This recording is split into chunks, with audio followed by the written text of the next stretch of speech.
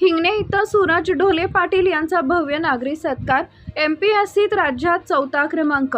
हिंगणे तालुका खटाव येथील आई जानूबाई देवीच्या कृपेनं गावच्या शिरपेचातील मानाचा तुरा ठरलेल्या कैलासवासी नथुराम दादा ढोले पाटील यांचे नातू चिरंजीव सूरज महादेव ढोले पाटील यांनी महाराष्ट्र लोकसेवा आयोग एमपीएससी परीक्षेत राज्यात 4था क्रमांक मिळवत सहाय्यक नगररचनाकार श्रेणी 1 राजपत्रित अधिकारी पदावर निवड मिळवली।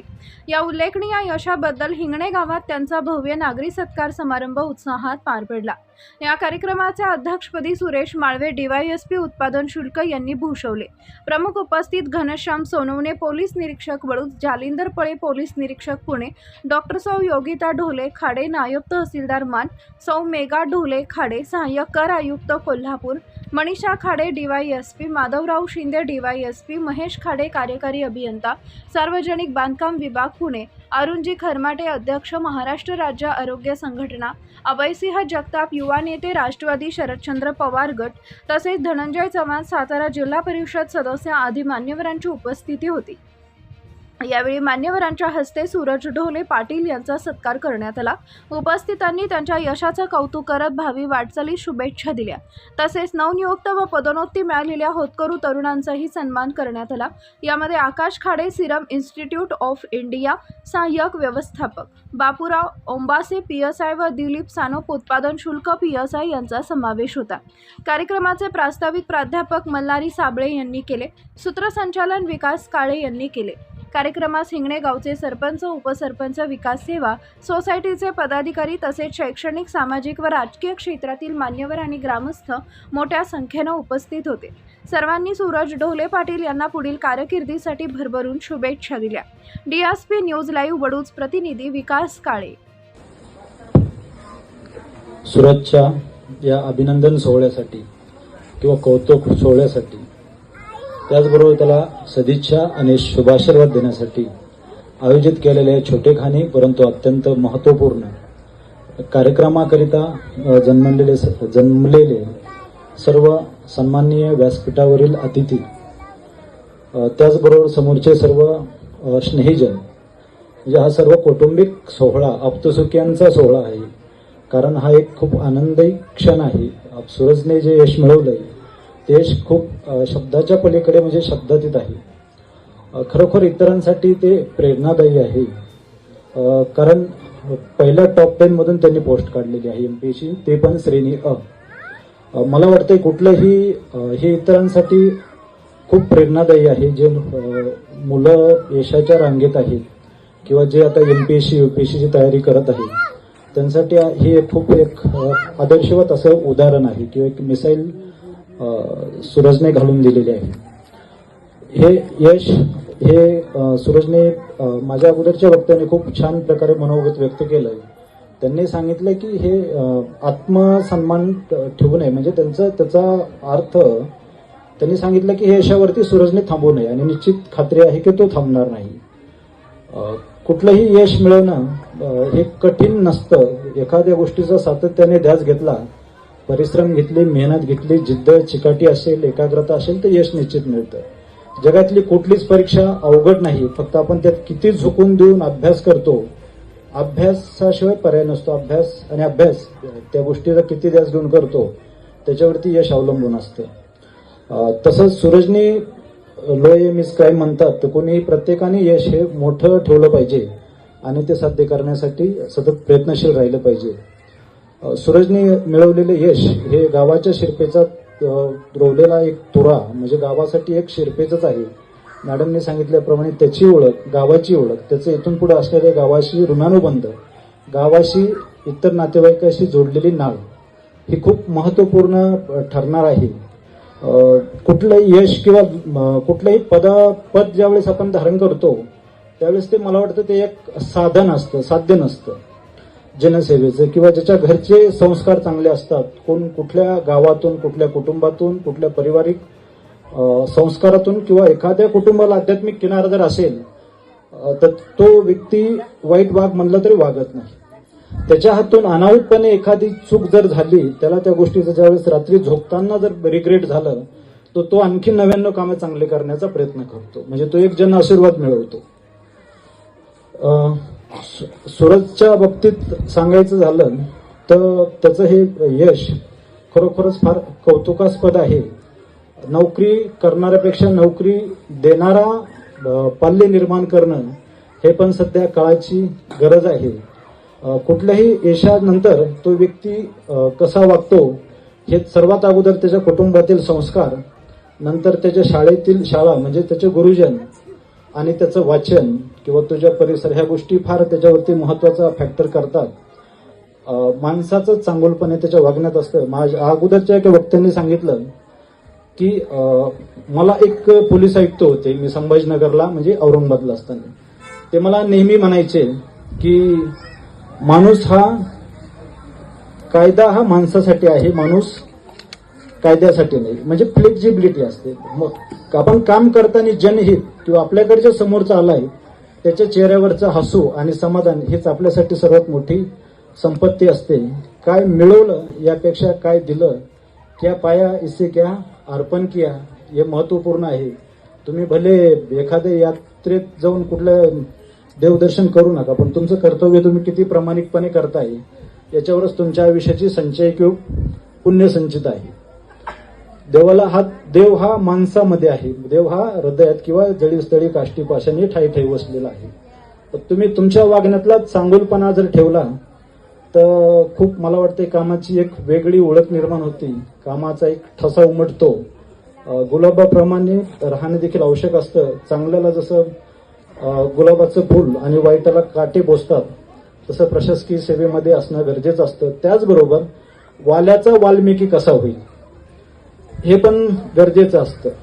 शेवटी आता आम्ही काम करताना मी एखाद्याला अटक केली, जेलला पाठवलं, त्याला कन्व्हिक्शन आणणे म्हणजे काय, सुधारणा करणे. जेलचा उद्देश तरी काय आहे, सुधार म्हणजे माणसातलं चांगुलपणा बाहेर आणणं. तर ह्या गोष्टी आपण प्रशासनात असताना करायच्या असतात. आपल्या वाटेला जे काम आलं, मॅडमने सांगितलं कुठलंच काम छोटं नसतं, पण त्या कामाला मोठं कसं बनवायचं, कामात राम कसा बनवायचा बघायचा आणि त्याला वेगळ्या उंचीवर कसं नेऊन घालायचं हे फार महत्वाचं आहे. आणि हे सातत्याने जर करायचे असेल तर स्वतःला अपडेट आणि अपग्रेड ठेवायला पाहिजे. आता काल माझ्याकडे मला आमंत्रित करण्यासाठी आपले 2 नातेवाईक आले. म्हणजे आता ते आल्यानंतर त्यांनी मला एक डिजिटल पत्रिका दाखवली, त्यात थोडी गडबड केली. त्यांनी मला PI करून टाकलं. आता कुणी मला PSI केलं किंवा कुणी मला एक सुप्रिटेंडेंट ऑफ पोलीस केलं त्यांनी मी होणार आहे का? नाही. मी घनश्याम सोनवणेच आहे. माझी ओळख कशा ते मी त्या पदाला किती न्याय देतो, किती त्याला त्याची गरिमा वाढवतो, यामध्ये महत्वाचं आहे. तुम्ही कुठल्याही पद वाचता, तुमचं योगदान काय आहे, तुम्ही किती समर्पित भावनेने आणि झुकून देऊन काम करता. मी त्यांना सहज म्हणलं, ते गेले तर परत आलेच नाही. योगायोग असा की आज बरं झालं मॅडमने मला फोन केला. मी औंधला होतो, सिव्हिलवर होतो, परत वडूजला आलो, युनिफॉर्म केला आणि इथं पोहोचलो. मॅडम मनापासून धन्यवाद, कारण खूप महत्वाच्या कार्यक्रमाला मी मिस केलं असतं. कारण रविवारी खूप लोक बोलवत असतात, पण मी शक्यतो अवॉइड करतो. कारण रविवारी हा माझा वाचनाचा, कुठेतरी वॉकिंग करण्याचा, सकाळी योगा करण्याचा, याच्यावरती मी जरा फोकस करतो. म्हणजे परत सोमवार पासून ते सॅटर्डे, तसं आज नाईट आहे मला. आमचं 24/7 चालू असतं. पण त्यातून तुम्ही स्वतःला किती अद्ययावत ठेवता हे महत्वाचं आहे. खूप त्या पदावरती खूप व्यक्ती काम करत असतात, पण आपण त्या पदासाठी काय देतो हे महत्वाचं आहे. किंवा आपलं वेगळेपण, आपण ते आपल्या कामाचा ठसा कसा उमटवतो त्यासाठी महत्वाचं आहे. म्हणून मी त्यांना म्हणलं, जरी पद कमी केलं असलं तरी घनश्याम सोनवणे आहे. मी काय फार वरच्याला मोजत नाही, खालच्याची काय लय हे करत बसत नाही. मी कसा आहे, मला काय प्रेझेंट करायचंय, मला कसं रिझल्ट ओरिएंटेड राहायचंय हे माझ्यासाठी महत्वाचं आहे. आणि ते प्रत्येकाने राहिलं तर फार महत्वाचं आहे. सरांनी अगोदर खूप सांगितलं, काही लोक इकडे जातात तिकडे जातात. आता मी काय जास्त स्पष्ट बोलत नाही. शेवटी वर्दीदारी आहे, कायद्याचं बंधन आहे, प्रशासकीय चौकट असते, सिस्टीम मध्ये काही दोष असतात. ते दोष हळूहळू आपण त्यात प्रवाहात आल्यानंतर दिसायला लागतात. परंतु त्या दोषाला दुय्यम स्थान देऊन दोषाचा विचार न करता आपली प्रायोरिटी कशाला आहे, कामाला आहे, चांगल्या गोष्टी कशा करता येतील त्यात थोडं महापूर येते, झाडे जातील, लव्हाळे वाचतील. म्हणून आता मीही PI पदाला आलो. माझी आता 14.5 वर्ष सर्व्हिस बाकी आहे. म्हणून कुठेतरी मीही लवळ्यासारखं राहायला लागलो. कारण आता तुकाराम मुंडे सरांचं उदाहरण दिलं, लय ताठ राहून मलाही खूप फटके बसले. म्हणून मी काय झालं, थोडं लव्हाळा बनलो. कारण ती काळाची गरज आहे. अरे माझ्या डोक्यात होतं मेरिट, मी मेरिटचा ऑफिसर आहे, मेरिटने काम करतोय, आउटस्टँडिंग आहे, A+ आहे. मग मी ज्यावेळेस बदलीला खेटा मारायला लागलो त्यावेळेस माझ्या A+ला कोणी मोजीनाच, कुठेतरी साईडला पडलो होतो. शेवटी काय झालं, मलाही कुठेतरी मिळतं जुळतं घ्यावं लागतं. कॅमेरा पुढे बोलतोय पण काय हा मग ह्या गोष्टी सिस्टीममध्ये आल्यानंतर काही समजून घ्यावं लागतात, त्याप्रमाणे राहावं लागतं. पण सिस्टीमला आपल्या परीने बदलण्याचा आपण पूर्णतः प्रयत्न केला पाहिजे.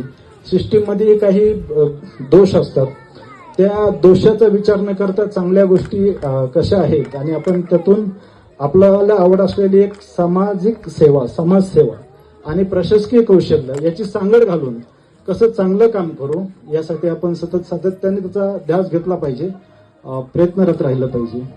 म्हणजे आपल्या गावाकडे आपण किती कमवलंय, प्रॉपर्टी कमवली, यापेक्षा आपल्या गावातले लोक आपल्याकडे किती कोणत्या नजरेने बघतात. जुनी पिढी विशेषतः, नवीन पिढीचं द्या सोडून. ते म्हणते साहेब PI झाला पण इकडे गावाकडे घर नाही, 4 चाकी नाही, येताना साध्याच गाडीत येतो. पण मी ज्या ज्या ठिकाणी नोकरी केली त्या त्या ठिकाणी माझ्याशी किती लोक जोडले, त्यांचं मी किती लोकांचं हित जपलं, कायद्याने मला जे अनुसरण होतं, किंवा किती लोकांना चांगल्या मार्गाला लावलं, किती लोकांना मी गेल्यानंतर माझी आठवण काढली. काय म्हणतात ना, पडदा गिरने के बाद बेटा आलिया बसना चाहिए. त्या मी परत जर त्या गावात गेलो तर किती लोक माझ्याकडे आपुलकीने आले. म्हणजे मी ज्या ठिकाणी जन्म घेतला ते, आणि मी ज्या ठिकाणी माझी कर्मभूमी आहे त्या ठिकाणी मी कर्मभूमी जन्मभूमीशी श्रेष्ठ होते. अशा पद्धतीने ज्यावेळेस जास्त काम करेल त्यावेळेस तो खऱ्या अर्थाने त्या पदाला न्याय देत असतो. बोलण्यासारखं खूप आहे, परंतु आता जास्त ताटकळत ठेवणं योग्य नाही. खरोखरच सुरेशने यशाच्या या टप्प्यावरती न थांबता आणखी यशाची यशस्वीकडे गाठावीत आणि सर्व नावलौकिक स्वतःचा वाढवण्यापेक्षा इतरांचा तर स्वतःचा वाढतच असतो, इतरांचाही वाढवावा आणि एक वेगळी ओळख, वेगळेपण जपावं, एक आदर्शवत असं खूप चांगलं काम करावं. मी या ठिकाणी त्यांना खूप खूप मनापासून शुभेच्छा देतो. आणि मला या ठिकाणी बोलवलं, मनोगत व्यक्त करण्यास संधी दिली त्याबद्दल आयोजकाचे मनापासून धन्यवाद मानतो. थँक्यू. आणि सुरेशला पुन्हा एकदा खूप खूप शुभेच्छा आणि अभिनंदन. धन्यवाद. थांबतो. सत्काराकरिता उपस्थित व्यासपीठावर माळवी साहेब, PI सोनवणे साहेब, आमच्या ढोले मॅडम, आपले शिंदे साहेब हिंगण्याचे, आमचे नातेवाईक अरुणराव खरमाटे साहेब, त्याचप्रमाणे 2 पाहुणे, आणि खरं तर सगळ्यांचाच नामोल्लेख करायला पाहिजे, कारण आपण समोर जे बसलेले मंडळी आहे ते खरोखरच सगळे तोलामोलाचे आहेत. यात आमचे गुरुवर्य पण आहेत, प्राध्यापक सुदाम खाडे सर आहेत, खरमाटे सर आहेत, आपण सर्वजण नातेवाईक आहात. खरं तर आजकाल आपण बघतोय किती स्पर्धेचं युग आहे. प्रत्येक क्षेत्रातच एवढी स्पर्धा आहे की जर 100 जागा असतील तर त्या ठिकाणी कमीत कमी 25 ते 30 हजार अर्ज येत असतात. म्हणजे किती स्पर्धा आहेत बघा. आणि अशा एवढ्या स्पर्धेच्या युगात सूरजने MPSC मध्ये 4था क्रमांक मिळवलेला आहे. म्हणजे त्याने खूपच चांगलं नाव, चांगला अभ्यास केलेला आहे, त्यानं खूप कष्ट घेतलेला आहे. म्हणून कुठेतरी आपण, कारण MPSC सिलेक्शन म्हणजे जी आपली पूर्व परीक्षा असते, पूर्व असते, मेन असते, पूर्वला सिलेक्ट झालं तरी लोक एवढे आनंद होतात की काय सांगू नका. मेनला झाल्यावर त्याच्यापेक्षा वेगळं सिलेक्शन झालं बघा, आणि त्याचा तर 4था क्रमांक आला आणि त्यांनी क्लास 1ची पोस्ट काढलेली आहे. म्हणजे त्याने खरोखरच तो हुशार आहे म्हणून एवढी मोठी पोस्ट त्याला मिळालेली आहे. खरं तर आपण पाहतोय, सरांनी सांगितलं पोस्ट काढलेली आहे, परंतु शिंदे साहेब म्हटले मगाशी की त्या पोस्टला सुद्धा पदाला पदाचे मान आणि शान वाढवणं हे आपल्या हातात आहे. यात इथून पुढे ज्यावेळेस तू तिथे जाणार आहे त्यावेळेस समाजाची सेवा चांगल्या प्रकारे गोरगरिबांना न्याय दिला तर ऑटोमॅटिकच आपलं नाव समाजात होतं, गावात होतं आणि पूर्ण त्या भागातही होतं. याचा अनुभव आम्ही सगळेच अधिकारी मंडळी घेतोय. जेव्हा आम्ही पर जिल्ह्यातनी लांब काम करतो त्यावेळेस जेव्हा तिथील लोक आमचं नाव काढतात त्यावेळेस आम्हालाही आनंद वाटतो किंवा तुमच्याजवळ ती लोक सांगतात की हे साहेब चांगले आहेत, ते साहेब चांगले. हे कधी घडतं तर आपण पैसा पाणी मिळतच राहतो, ते काय गौण भाग आहे, परंतु आपण त्या ठिकाणी जी गोरगरिबांना किंवा पारदर्शकपणे जे आपण काम करतो त्यावेळेसच आपलं कुठेतरी नाव होतं. तर अशा पद्धतीचं काम तुझ्या हातून नक्कीच घडेल अशी मला अपेक्षा आहे. तुझं खरोखरच तुझं आणि तुझ्या कुटुंबाचं मी मनापासून कौतुक करतो आणि इथून पुढील वाटचालीस तुला मी शुभेच्छा देतो आणि थांबतो.